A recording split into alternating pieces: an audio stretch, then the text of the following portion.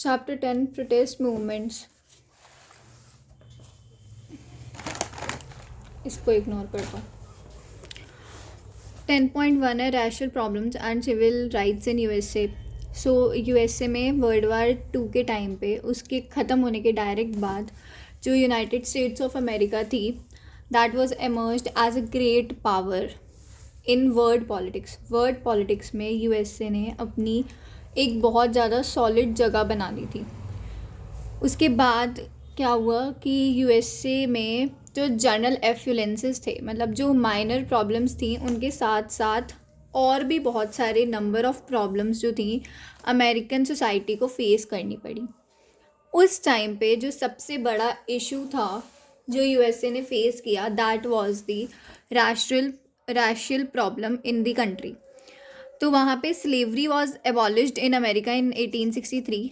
जो स्लेवरी थी वो तो 1863 के टाइम पे ही ख़त्म हो चुकी थी, एबॉलिश हो गई थी। ठीक है, स्लेवरी होता है गुलामी।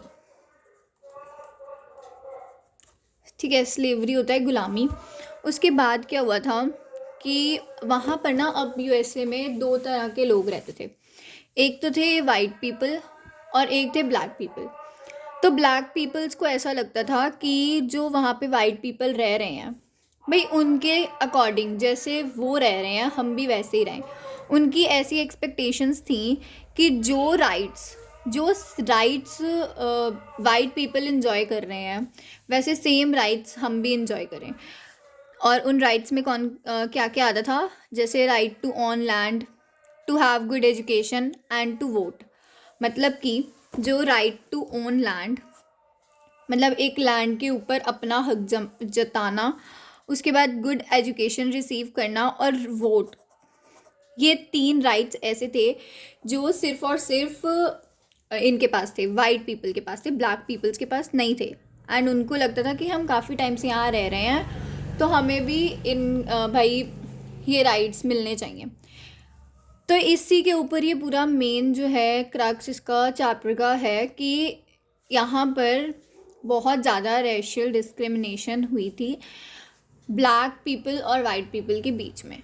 वाइट पीपल्स को वहाँ हर एक तरीके की जो फैसिलिटीज़ थी और जो भी रूल्स थे, वो राइट्स थे, उनको दिए गए थे। बट ब्लैक पीपल को वो लोग वहाँ पे कुछ भी नहीं समझते थे। स्लेवरी जो थी, स्लेवरी तो नहीं थी वहाँ, वो पहले ही ख़त्म हो गई थी। मतलब वो ब्लैक पीपल्स को एज अ गुलाम बनाकर नहीं रखते थे, बट उससे कम भी नहीं रखते थे। ठीक है, तो जो वाइट पीपल थे जो सदर्न स्टेट्स में रहते थे, always took the black people as slave and inferiors. तो पहले क्या होता था, 200 साल तक सदर्न स्टेट्स में स्लेवरी चलती रही। ख़त्म होने से पहले 200 साल तक सदर्न स्टेट्स में स्लेवरी चली है। और वहाँ पे क्या होता था, जो ब्लैक पीपल थे वो एज अ स्लेव, मतलब एज अ गुलाम काम करते थे वाइट पीपल के अंडर। ठीक है, उसके बाद naturally this people felt it difficult to treat them as equal. तो वहाँ पे क्या था, जो लोग थे उनको आपस में ही बात करने से ये चीज़ डिफ़िकल्ट लगने लग गई कि हम एक दूसरे को इक्वली कैसे ट्रीट करें। उनके मन में सबसे पहले यही बात आती थी कि हमने उनको हमेशा इन्फीरियर देखा है, मतलब अपने से नीचे देखा है, तो हम उनको कैसे ये जो राइट्स हैं और जो भी फैसिलिटीज़ हैं, जो सुप्रीम फैसिलिटीज़ हैं, वो कैसे प्रोवाइड करा दें। तो इसीलिए वो लोग उनको आफ्टर स्लेवरी भी अपने से नीचा ही समझते रहे। बहुत जल्द जो ब्लैक पीपल थे उन्होंने ये समझा कि भाई हमारे साथ डिस्क्रिमिनेशन हो रही है, और फिर उन्होंने उसके अगेंस्ट बोला। ठीक है, तो सबसे पहले जो उनके साथ डिस्क्रिमिनेशन जो हो रही थी वो कौन कौन सी थी। सबसे पहला पॉइंट था, they were prevented from voting. उनको वोट नहीं देने देते थे। This is the first point. ठीक है, उसके बाद सेकंड है, they were forced to attend separate schools और poorer quality of education than that employed by whites. तो क्या होता था, जो वाइट्स हैं उनको बहुत अच्छी एजुकेशन और बहुत अच्छे स्कूल्स में एजुकेशन मिलती थी, बट ब्लैक पीपल को उनके लिए एक सेपरेट स्कूल बनाया जाता था। ठीक है, या फिर पुअरर मतलब इन्फीरियर, मतलब गंदी क्वालिटी की, उनसे बेकार क्वालिटी की जो है एजुकेशन प्रोवाइड कराई जाती थी। ठीक है। उसके बाद थर्ड पॉइंट है they were segregated in places like restaurant, buses और ट्रेन्स। मतलब अगर वो इकट्ठे जा रहे हैं ब्लैक और वाइट पीपल बसेस में, ट्रेन्स में या फिर रेस्टोरेंट जैसे प्लेसेस पे, तो वहाँ पर क्या होता था कि इनके साथ ना बहुत ज़्यादा सेग्रीगेशन करते थे कि वाइट्स जो है वो अलग जाके बैठेंगे, एक रो में बैठेंगे, और इस एरिया में ब्लैक बैठेंगे, मतलब वो इकट्ठे नहीं बैठ सकते थे। ठीक है। उसके बाद they had to do the most unpleasant and ill paid jobs. मतलब जिनके लिए बिल्कुल पेमेंट जो है, वेजेस जो है वो ज़ीरो मिलती थी ना, कि काम तो ले लिया हमसे बट कोई बिल्कुल भी पैसे नहीं दिए, वैसा उनको बहुत गंदे तरीके से ट्रीट करते थे। इतना ही नहीं, most of the trade unions जो थी which meant to protect the interest of the workers, उन्होंने भी रिफ्यूज़ कर दिया था ब्लैक पीपल को कि वो हमारे अंदर एज अ मेंबर ज्वाइन करें। मतलब वहाँ पे वर्कर्स को ना इंटरेस्ट देने के लिए एक ट्रेड्स बनती थी, ठीक है, ट्रेड यूनियंस बनती थी कि जो लोग काम नहीं मिलता, जिन्हें जॉब्स नहीं मिलती, जो थोड़े बहुत जैसे एजुकेटेड नहीं होते, तो उनके लिए ना ट्रेड यूनियंस खुली हुई थी जहाँ पे वो काम ले सकते थे। फिर उनको जैसे जैसे वो काम करते थे वर्कर्स को उनके अकॉर्डिंग इंटरेस्ट मिलता था। बट उन ट्रेड यूनियंस ने भी ब्लैक पीपल को रिफ्यूज़ कर दिया कि हम नहीं रखेंगे भाई तुम्हें भी, तुम अपना खुद ही देख लो जो भी करना है। ठीक है। तो ये 4 पॉइंट्स हैं जो डिस्क्रिमिनेटेड पॉइंट्स हैं black people versus white people. So ये एक इम्पॉर्टेंट क्वेश्चन भी बन सकता है। करेक्ट। उसके बाद the first organised attempt to campaign for black people's right began in 1910 with the formation of National association for Advancement of coloured People. So ये important है एक पॉइंट। ठीक है। इसमें क्या है, ये क्या पॉइंट है कि सबसे पहला ऐसा अटेम्प्ट हुआ जो ब्लैक पीपल्स के राइट को लेके बोला गया, वो कैंपेन शुरू किया गया। ठीक है। वो फर्स्ट कैंपेन था, कब शुरू किया गया, 1910 में। ठीक है। किस लिए शुरू किया गया, फॉर ब्लैक पीपल्स राइट। और किसने शुरू किया, formation of the national association for the advancement of coloured people, NAACP। ठीक है। So this is important. ठीक है। उसके बाद क्या था, पर ये ऑर्गेनाइजेशन जो थी फेल हो गई to make any headway, and black people जो थे उनको फिर भी ऐसे सेकेंड क्लास सिटीजन की तरह ही ट्रीट वो हुए, और वर्ल्ड वार सेकेंड तक। ठीक है। सो उसके बाद है changed attitude of the government. तो 1946 में क्या हुआ, अब प्रेसिडेंट ट्रूमान थे जो कि उन्होंने एक कमेटी अपॉइंट की to investigate the civil rights. 1946 में एक प्रेसिडेंट ट्रूमान आए जिन्होंने एक कमेटी अपॉइंट की, किस लिए, to investigate the civil rights. ये कमेटी ने रेकमेंड किया कि जो कांग्रेस है should pass law to stop racial discrimination in jobs and to allow the blacks the right to vote.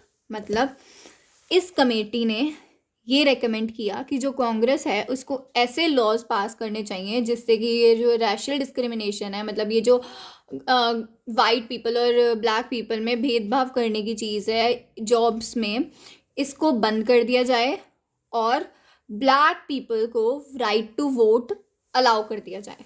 ठीक है। ये रैशियल डिस्क्रिमिनेशन इन जॉब्स को स्टॉप कर दिया जाए और allow the blacks the right to vote. ठीक है। Committee itself give several reasons for its recommendation.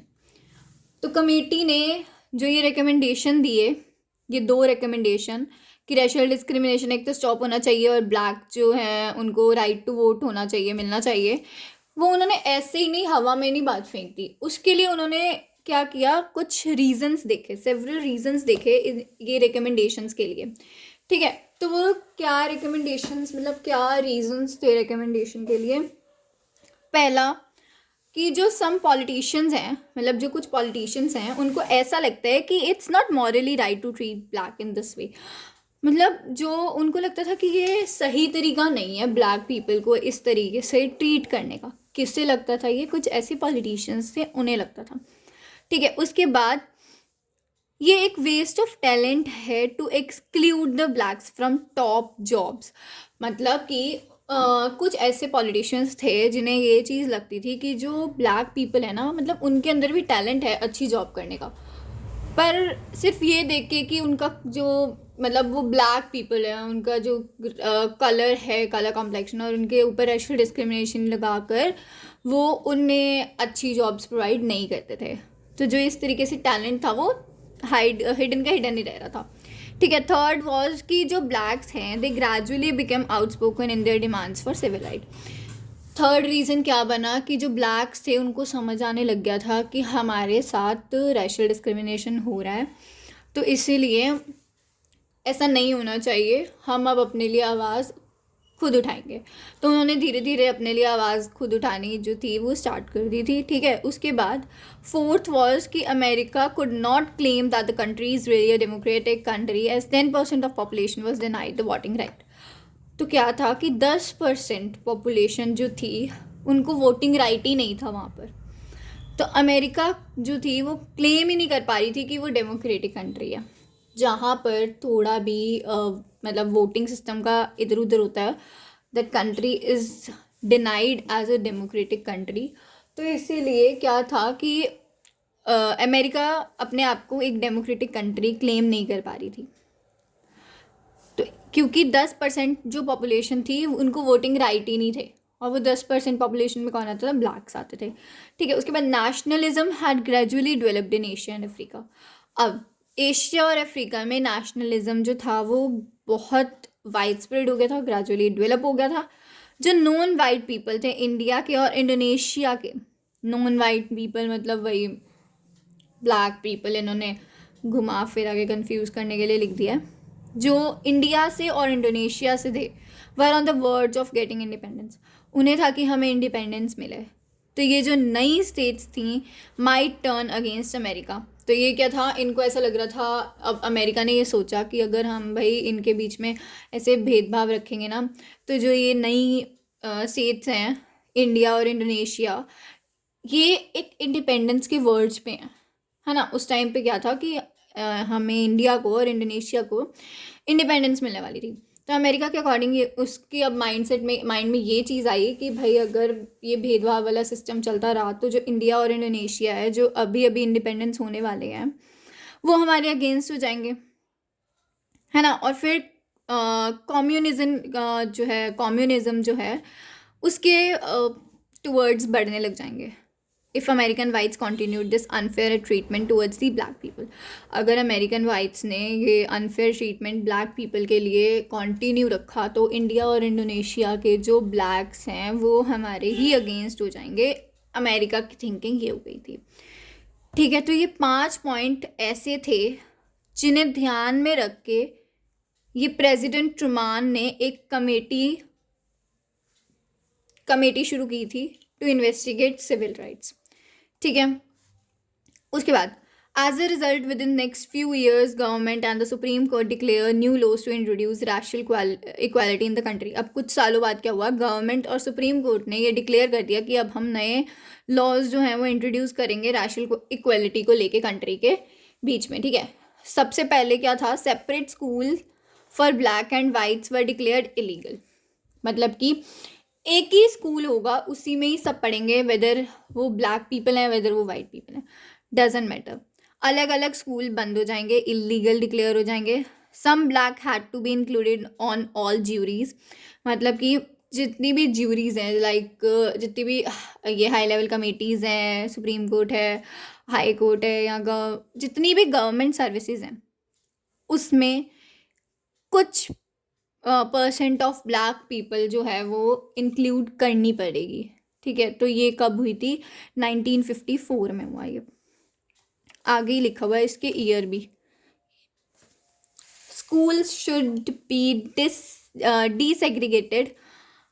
It meant black children had to attend white school and vice versa. मतलब वही again same point है ये कि जो स्कूल्स हैं उनकी जो सेग्रीगेशन है वो बंद कर दी जाएगी, और जो ब्लैक चिल्ड्रन हैं वो वाइट स्कूल्स भी अटेंड कर सकते हैं, और जो वाइट स्कूल्स के मतलब वाइट चिल्ड्रन हैं वो ब्लैक स्कूल्स भी अटेंड कर सकते हैं, ठीक है। उसके बाद 1957 Civil Rights Act the set up a commission to investigate the denial of voting rights to black people. फिर 1957 सिविल राइट एक्ट ने एक कमीशन इन्वेस्टिगेट की और उसमें ये कहा कि अब ब्लैक पीपल्स को भी जो है राइट टू वोट अलाउ करना चाहिए। फिर 1960 में it's the last equality result. तो ये क्या था, 1960 में सिविल राइट एक्ट ने एक प्रोविज़न दिया for blacks to register as voters, कि वो एज अ वोटर अपने आप को रजिस्टर करा सकते हैं। पर क्या हुआ, it was not really very effective. ये इफेक्टिव नहीं था इतना, क्योंकि ब्लैक्स जो थे उनको डर लगता था कि कहीं अगर उन्होंने रजिस्टर करा दिया अपने आप को एज अ वोटर तो कहीं वो वाइट से हरास ना हो, मतलब कि उनके साथ कोई हरासमेंट वगैरह ना हो। उन्हें ये डर था कि हम एज अ मतलब सिविल राइट एक्ट के अकॉर्डिंग तो ये हमें प्रोविज़न मिल गया है कि हम अपने आप को एज अ वोटर डिक्लेयर कर सकते हैं, एज अ वोटर रजिस्टर करा सकते हैं। पर अगर हमने एक बार करा दिया तो कहीं उसके बाद हमें वाइट पीपल जो हैं वो हरास ना करें, ठीक है। तो ये उनके मन में एक टेंशन थी। तो बट अनफॉर्चुनेटली जो लॉज थे that were not always carried out. कुछ ऐसे सर्दर्न स्टेट्स थे जिन्होंने जो ये डिसेग्रीगेटेड ऑर्डर था स्कूल्स का उसको मना कर दिया था, रिफ्यूज़ कर दिया था कि नहीं भाई स्कूल्स अलग ही रहेंगे, वाइट्स का स्कूल अलग, ब्लैक्स का स्कूल अलग, जो है नहीं होगा वो चीज़ भाई, डिसेग्रीगेशन नहीं होगी, ठीक है। तो ultimately president Eisenhower sent federal troops to escort the black children. एक सेकेंड। सो क्या हुआ उसके बाद, प्रेसिडेंट एज़ोनहोवर ने एक federal troops to escort the black children troop send किए। क्यों?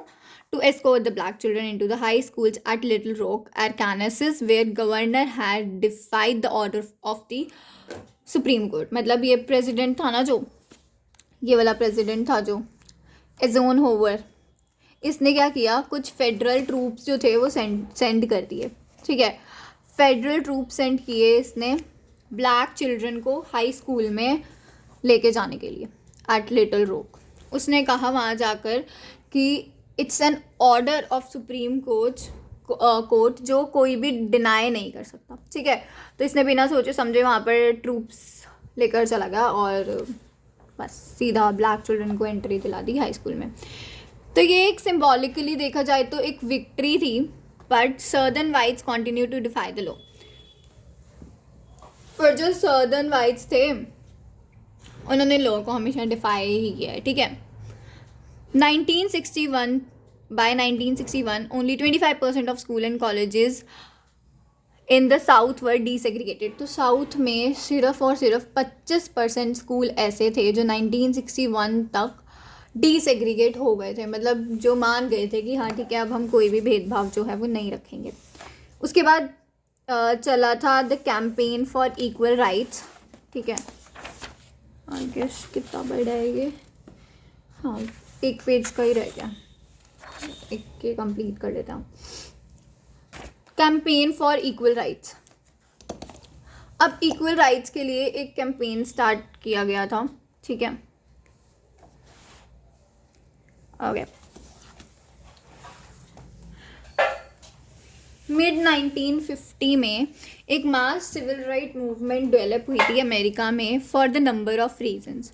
पहला रीज़न क्या था कि जो huge number of black people थे ना वो नॉर्दर्न इंडस्ट्रियल सिटीज़ में रहते थे, ठीक है। उनको पॉलिटिकल इशू जो थे उन्होंने ये अवेयरनेस दे दी थी कि जो मीन टाइम में ब्लैक मिडिल क्लास है ना that will emerge in America. They produced a number of talented leaders.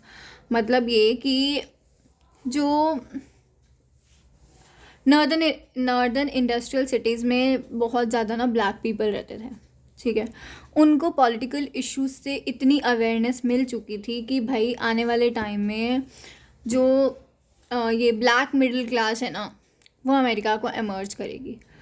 तो इसीलिए उनको था कि भाई सिविल राइट्स होने बहुत इम्पॉर्टेंट हैं, इक्वल राइट्स होने बहुत इम्पॉर्टेंट हैं। उसके बाद सेकंड पॉइंट क्या था, एशिया और अफ्रीका में स्टेट्स जैसे इंडिया और घाना वो इंडिपेंडेंट बन रहे थे, तो इन्हीं से ही इंस्पायर हो रहे थे। अब इंडिया और घाना जो थे वो इनसे इंस्पायर हो रहे थे, जो तो मतलब जाहिर सी बात है इंडिया और घाना भी अपनी कंट्री में यही काम करते कि वाइट और ब्लैक में डिस्क्रिमिनेशन करते वो लोग भी। तो ब्लैक अमेरिकन्स को था कि ये अनफेयर ट्रीटमेंट है वाइट पीपल का, इसीलिए उनको था we should protest against it, हमें प्रोटेस्ट करना चाहिए। जो ट्रुमान कमेटी थी, ट्रुमान कमेटी कौन सी थी, ये वाली थी ट्रुमान कमेटी, जिसने दो वो रिकमेंडेशंस दी थी, ये वाली थी ट्रुमान कमेटी। उसने क्या किया, raise the hopes of the black people, black people की होप्स जो थी उनको रेज कर दिया, मतलब ब्लैक पीपल्स को दिलासा दिया, तसल्ली दी कि सब ठीक हो जाएगा। बट दे बिकम इम्पेशेंट, पर जो ब्लैक पीपल थे वो इम्पेशेंट हो गए स्लो पेस पे, और जो स्मॉल अमाउंट ऑफ चेंज था वो सोसाइटी में आ गया। जो the small advances they made created strong hostility among the certain whites.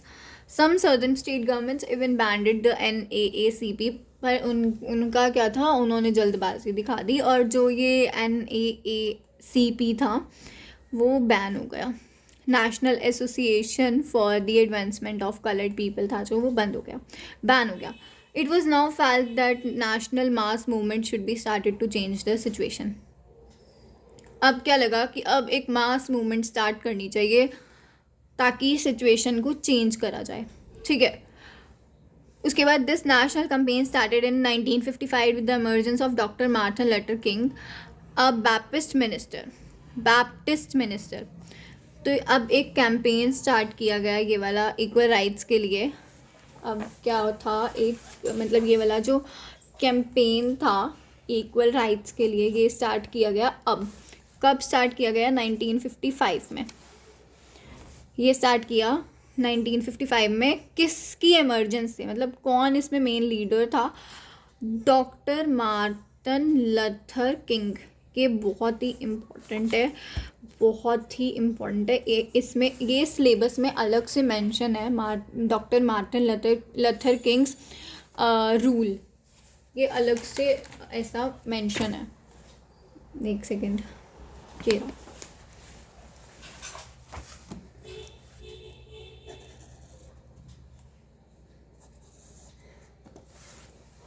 This is important, okay. इसको एक बारी ना फिर से पढ़ लेना। और ये थे कौन, बैप्टिस्ट मिनिस्टर थे। कौन थे, बैप्टिस्ट मिनिस्टर, ये भी इम्पॉर्टेंट है। As an outstanding leader of non violent civil right, ये कौन बने, एक आउटस्टैंडिंग लीडर बने किस चीज़ के, non violent civil right movement के, ठीक है। आफ्टर ब्लैक लेडी, एक ब्लैक लेडी थी रोजा पार्क्स, वो अरेस्ट हुई थी for sitting in a seat reserved for whites on a bus in मोंटेगोमरी Alabama. तो क्या था, वाइट्स के लिए ना बस में सीट्स रिजर्व होती थी। यहाँ पे अभी ऊपर हमने पढ़ा था यहाँ ये वाले पॉइंट्स में कि बसेस की जो सीट्स थी वो रिजर्व होती थी, सेकंड पॉइंट था इसका, ठीक है। तो वहाँ क्या हुआ था, एक ब्लैक लेडी थी रोज़ा पार्क्स, वो गलती से सीट पे बैठ गई थी, वाइट्स की सीट जो रिजर्व थी ना उसके ऊपर वो बैठ गई थी, और उस चीज़ के लिए उसको अरेस्ट कर लिया गया था। डॉक्टर मार्टिन लूथर किंग ने एक बाइकर, ये जितनी भी मोंटेगोमरी बसेस थी, मोंटेगोमरी बसेस मतलब जिनमें भी ये सेग्रीगेशन पार्ट रहता था ना, उन बसेस को बाइकआउट करने के लिए कहा, ठीक है। लूथर किंग ने इंसिस्ट किया कि ये जो मूवमेंट है ये भाई पीसफुल मूवमेंट होनी चाहिए, कोई इसमें लड़ाई झगड़ा नहीं होना चाहिए, आराम से इसको करना है, ठीक है। उसके बाद क्या था, सक्सेसफुल रही ये सेग्रीगेटेड सिटिंग अरेंजमेंट वर स्टॉप। फिर मोंटेगोमरी बसेस में जो सेग्रीगेशन रहती थी सिटिंग अरेंजमेंट की वो भी बंद कर दी गई उसके बाद, ठीक है। स्टॉप ये लिखा हुआ है इसमें भाई सब कुछ, ठीक है। उसके बाद this was the beginning of his campaign of sit in and peaceful disobedience. तो ये जो थी मार्टिन के लिए एक बहुत ही अच्छी विन थी, विन पॉइंट था, जिससे कि उसको बहुत ही हेल्प मिली। ठीक है, आगे उसने फिर पीसफुल डिसोबीडियंस के लिए भी स्टार्ट किया। उसके बाद क्या था, मूवमेंट रीच इट्स क्लाइमैक्स। अब जो ये मूवमेंट थी 1963 में अपने क्लाइमैक्स पे पहुंच गई, जब एक मैसिव रैली जो थी वो निकली वॉशिंगटन में फॉर जॉब्स एंड फ्रीडम के लिए, was attended by quarter of million people ने इसको ज्वाइन किया। Number of civil rights activist वहाँ पे प्रेजेंट थे, जिन्हें बिग सिक्स के नाम से जाना जाता है। अब ये बिग सिक्स जो है ये इम्पॉर्टेंट है। बिग सिक्स कौन कौन थे? Philip Randolph, Roy Wilkins, Martin Luther King, जो ये बहुत ही ये सबसे ज़्यादा मेन पर्सन था। Then Whitney Young, James Farmer and John Lewis. ये बिग सिक्स के नेम अच्छे से याद होने चाहिए, ये क्वेश्चन भी बन सकता है। ठीक है, ये इम्पॉर्टेंट है और ये I guess past year questions में भी आया हुआ है। मैंने बुक के पीछे चेक किया था। ठीक है, तो ये भी एक इम्पॉर्टेंट पॉइंट है। ये बिग सिक्स एक बहुत ही इम्पॉर्टेंट क्वेश्चन बन सकता है। ये 6 के 6 नाम टिप्स पे लर्न होने चाहिए।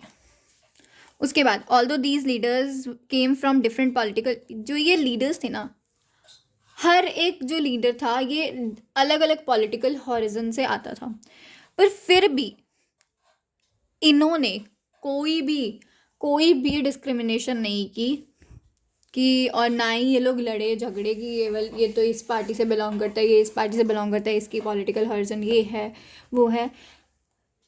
बिसाइड दिस ऑल, ये इकट्ठे होके एकजुट बन के इन्होंने पीसफुलनेस अपनी मेंटेन रखी मार्च के बीच में। ठीक है, बस फिर उसके बाद क्या था, मार्च होती गई, मशाल्स जो थी वो हुई इवेंट के बीच में। उसके बाद मार्टिन लूथर ने एक स्पीच डिलीवर की, ठीक है, जिसमें फ्यूचर अमेरिका के बारे में उसने बोला कि भाई फ्यूचर अमेरिका में जो है एवरीबडी वुड बी इक्वल, हर एक बंदा इक्वल होगा। ठीक है, उसके बाद I have a dream part of speech of Martin Luther king ultimately turn into a national text. तो क्या था कि ये स्पीच में इसने बोला आई हैव अ ड्रीम, ये पार्ट जो था इसका एक नेशनल टेक्स्ट ही बन गया। ठीक है, तो ये पूछा जा सकता है 1 वर्ड में कि जो नेशनल टेक्स्ट था मार्टिन लूथर किंग का वो क्या था, तो वो था आई हैव अ ड्रीम, ये था। ठीक है, इम्पॉर्टेंट फीचर क्या था, that a lot of feminine civil rights group had participated. बहुत सारे फेमिनाइन सिविल राइट्स ग्रुप थे। फेमिनाइन सिविल राइट ग्रुप होते हैं जो बेसिकली फीमेल्स के लिए बनाए जाते हैं। ठीक है, उन्होंने बहुत ज़्यादा इसमें पार्टिसिपेशन दिखाई। ठीक है, उसके बाद this March can be remembered for the I have a dream speech. ये जो मार्च थी इसमें सब कुछ ही बहुत अच्छा हुआ था, पर इसको रिमेंबर कैसे रखते हैं लोग? इस वर्ड से, इस फ्रेज से, आई हैव अ ड्रीम। ठीक है, but for most female activist it was a new awakening, forcing black women not only to fight for civil right but also to engage in the feminist movement. मतलब ये कि जो ये activist थे ना, यहाँ पर फीमेल एक्टिविस्ट भी आए थे। तो जो फीमेल एक्टिविस्ट भी थे ना, उनके अकॉर्डिंग क्या था कि फीमेल्स को सिर्फ इस मार्च में नहीं, सिर्फ इक्वल राइट्स के मार्च में नहीं पार्टिसिपेट करना चाहिए, बल्कि फेमिनिस्ट मूवमेंट में भी पार्टिसिपेट करना चाहिए। Here it is written. ठीक है, ये बंदा है मार्टिन लूथर किंग या जो भी इसको प्रोनाउंस करना है, व्हाटएवर। इसकी शक्ल अच्छे से देख लेना, और ना इसकी ना 2-3 डिफरेंट फ़ोटोज़ ना गूगल पे सर्च करके वो भी देख लेना, क्योंकि जो है हमारी बुक वाली फ़ोटो शायद ही वो लगाएं, वो जैसे पहले लगाई थी ना टर्म 1 में, उल्टी सीधी फ़ोटोज़ कहीं से भी गूगल से निकाल के टॉपिक से रिलेटेड 3-4 फ़ोटोज़ गूगल कर लेना। ठीक है, वो पता चल जाएगा कि हाँ इस टॉपिक से रिलेटेड है, तो फिर अगर फ़ोटो वैसी आती है तो खुद बना के लिख सकते हैं। तो ये फ़ोटो इम्पॉर्टेंट है, और इसकी बंदे की 2-4 फ़ोटोज़ और सर्च कर लेना। 1967 में मार्टिन लूथर किंग, लूथर या लूथर या वट एवर इट इज़, इसको एक नोबेल प्राइज़ मिला फॉर पीस। ठीक है, बट ट्रेजिकली अप्रैल 1968 में ये जो है असैसिनेट हो गया था, मतलब कि मारा गया था, प्लान्ड मर्डर हुआ था इसका मेम्फिस टेनेसी में, जगह का नाम है। इतना इम्पॉर्टेंट नहीं है, बट हाँ ये इम्पॉर्टेंट है कि इसे कौन सा नोबेल पीस मिला था। तो इसको मिला था Nobel peace prize for Nobel prize for piece या नोबेल पीस प्राइज़, कुछ भी बोल सकते हैं, ठीक है। उसके बाद था बस ये थोड़ा सा यहाँ तक रह गया। उसके बाद 10.2 है, वो बाद में, ठीक है। थक गई हूँ मैं बोल बोल के। प्रोग्रेस जो था वॉज वेरी स्लो, और जो ब्लैक्स थे broke away from non violent movement and thus formed a number of militant organisation. Democratic president Kennedy and Johnson, अब ये Kennedy and Johnson were sympathetic towards the demand of the people, black people. Kennedy appointed first black ambassador of the USA. तो अब क्या था, जो ये process था ना बहुत ज़्यादा स्लो था, पर फिर भी जो ऑर्गेनाइजेशंस थी उन्होंने अपना काम जो था वो बंद नहीं किया। नॉन वायलेंट मूवमेंट जो थी वो स्टार्ट रही, कंटिन्यू रही। प्रेसिडेंट्स कैनेडी और जॉनसन वो एक sympathetic towards the demand for black people, ये लोग बहुत ही ज़्यादा सिंपैथेटिक थे ब्लैक पीपल्स की डिमांड को लेकर। सिंपैथेटिक होता है बहुत ज़्यादा, मतलब उनके लिए कंसर्न थे, फिक्रमंद थे, ठीक है, फिक्रमंद थे उनके लिए। उसके बाद Canada appointed first a black ambassador of the USA. तो सबसे पहली विन यहाँ पे कौन सी हुई थी, कैनेडा ने, ये था जॉन कैनेडी, भाई देख लो शक्ल इसकी। इसने क्या किया था, सबसे पहले एक ब्लैक पीपल को ब्लैक एम्बेसडर बनाया था यूएसए का। क्या किया था, ब्लैक एम्बेसडर बनाया था यूएसए का। He also presented a civil right bill to the Congress. इसने कांग्रेस को सिविल राइट बिल्स भी दिखाया था। बिल वॉज पास इन 1964, ये रहा 1964। एक डिबेट के बाद, जो डिबेट पूरे 736 आवर्स तक कंटिन्यू रही थी। भाई कितनी कैपेसिटी थी इनमें बोलने की, मतलब पूरे 736 आवर्स तक जो ये डिबेट थी कंटिन्यू रही थी 1964 में, ठीक है। This was the landmark piece of civil right legislation in the United State. तो ये एक लैंडमार्क पीस बन गया था सिविल राइट्स का, ठीक है। बिल गारंटी द वोट, आगे कुछ नहीं है, बस इस बिल में क्या क्या था वो है। वोट्स थी फॉर ब्लैक्स, और रेशियल डिस्क्रिमिनेशन जो था वो पब्लिक फैसिलिटीज़ पे नहीं होना चाहिए, जैसे होटल्स, रेस्टोरेंट और स्टोर्स। जॉब्स में ऐसा इलीगल कर देना चाहिए, ठीक है। उसके बाद सिविल राइट एक्ट 1964 में did not include a number of provision deemed essential employment for granting the justice. बस आगे कुछ भी नहीं है, बस इसमें यही लिखा था कि जो राइट टू वोट है वो देनी चाहिए, अलाउ करनी चाहिए। और रेशियल डिस्क्रिमिनेशन जो है पब्लिक फैसिलिटीज़ पे, जैसे होटल्स हो गए, रेस्टोरेंट्स हो गए, स्टोर्स हो गए और जॉब्स हो गए, वहाँ पे उन वो इलीगल डिक्लेयर हो जानी चाहिए, ठीक है। उसके बाद again the act was not always carried out, specially in south where black peoples were still afraid to vote. पर वहाँ पे स्टिल साउथ में क्या था, ब्लैक जो पीपल थे वो अफ्रेड ही थे, अभी भी अफ्रेड ही थे, क्योंकि वहाँ पे ठीक से एक्ट जो थी वो नहीं पास हुई थी, ठीक है। ये नॉर्थ में तो ठीक से पास हो गई थी, बट हुई तो उधर वाले एरिया में भी थी, बट वहाँ पे क्या था, किसी ने इस चीज़ को ना ज़्यादा सीरियसली नहीं लिया था। तो इस वजह से जो था वहाँ के जो ब्लैक्स थे वो डरते थे कि कहीं हमने वोट डाली और जो वाइट पीपल हैं उन्होंने आके हमें हरास करना स्टार्ट कर दिया, तो फिर क्या होगा। उसके बाद Johnson introduce the voting right act of 1965। अब जॉनसन जो था, अब यहाँ पे ना जॉनसन की फ़ोटो नहीं बनी हुई है, इसकी फ़ोटो जो है ना गूगल कर लेना, ठीक है, कर लेना, क्योंकि भाई फ़ोटोज़ पिक्चर स्टडीज़ जो हैं वो ऐसे ही आएंगी उल्टी सीधी, टॉपिक से रिलेटेड फ़ोटोज़ जो हैं गूगल से आई होंगी, और वो देख के हमें रिकॉग्नाइज़ करना है कौन सा टॉपिक था और क्या क्वेश्चन बन सकता है इसमें से, ठीक है। उसके बाद इंट्रोड्यूस, इसने क्या किया, voting right act of 1965 introduce की, और try to make sure that blacks could exercise their right to vote. और फिर क्या था कि उसने ट्राई किया टू मेक श्योर कि जो ब्लैक्स हैं कुड एक्सरसाइज देयर वोट, कि वो अपनी वोट डालें, ठीक है। उसके बाद he followed it up with another civil right act in 1968। उसके बाद एक और, फिर उसने इसको फॉलो अप किया 1968 में एक और सिविल राइट एक्ट बना के। इस एक्ट में क्या था, इस एक्ट ने जितने भी डिस्क्रिमिनेशन थी उसको इलीगल कर दिया। सेलिंग प्रॉपर्टी में, लेटिंग एकमेंडेशन में, जितनी भी थी सबको इलीगल कर दिया। ठीक है, उसके बाद बस there was bitter right hostility to these reforms. Problem of administration was how to make sure that the acts were carried out. अब क्या था कि बस एक ही प्रॉब्लम थी कि कैसे मतलब ये जो हो गया है अब इसको श्योर मान लेना, मतलब अब बेफिक्र होके वोट्स वगैरह डाल सकते हैं या नहीं, कहीं फिर से कुछ दोबारा तो नहीं हो जाएगा। ठीक है, 1970s में much progress was made in voting. 1970 में बहुत ज़्यादा प्रोग्रेस हुआ वोटिंग में। 1975 में large number of black people were elected to Congress and other government bodies. 1975 में ब्लैक पीपल ही उसके बाद कांग्रेस में इलेक्ट भी हुए और दूसरी गवर्नमेंट बॉडीज़ में भी वो इलेक्ट हुए। ठीक है, तो यहाँ पर जो थी ब्लैक पीपल की विन विन हो गई, ब्लैक पीपल की हो गई विन विन। ठीक है, दैट्स इट।